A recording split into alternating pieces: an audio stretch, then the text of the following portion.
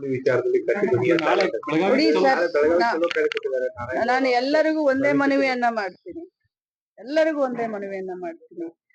ದೇಶ ಒಂದು, ವಿವಿಧ ಭಾಷೆಗಳು, ವಿವಿಧ ಸಂಸ್ಕೃತಿಗಳು ಇದ್ದಂತ ಈ ದೇಶದಲ್ಲಿ ನಾವು ಒಂದೇ ಅಂದ ತಕ್ಷಣ ಮಾತರಂ ಅಂತೀವಿ, ಒಂದೇ ತಾಯಿಯ ಮಕ್ಕಳು ಅಂತ ಹೇಳ್ತೀವಿ. ಭಾಷೆ ಅಭಿಮಾನ ಎಲ್ಲರಿಗೂ ಇರುತ್ತೆ.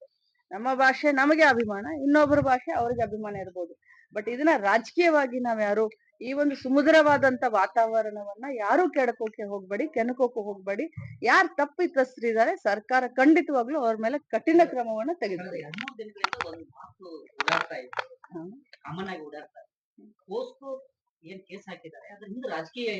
ನಾನು ಒಂದೇ ಒಂದು ಮಾತನ್ನ ನಾನು ಹೇಳ್ಲಿಕ್ಕೆ ಬಯಸ್ತೇನೆ.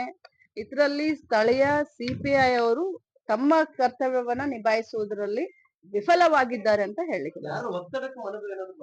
ಅದನ್ನ ನೀವು ಅವರನ್ನ ನನ್ನ ಗಮನಕ್ಕೂ ಇಲ್ಲ, ಯಾರ ಗಮನಕ್ಕೂ ಇಲ್ಲ.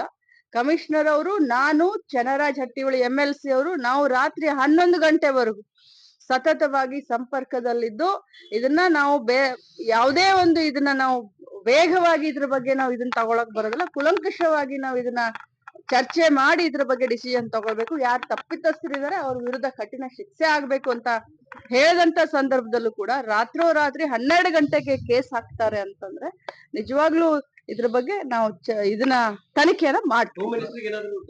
ನಾನು ಹೋಮ್ ಮಿನಿಸ್ಟರ್ಗೂ ಮಾತಾಡಿದ್ದೀನಿ, ಈ ರಾಜ್ಯದ DG ಅವ್ರಿಗೂ ಕೂಡ ಮಾತಾಡಿದ್ದೀನಿ.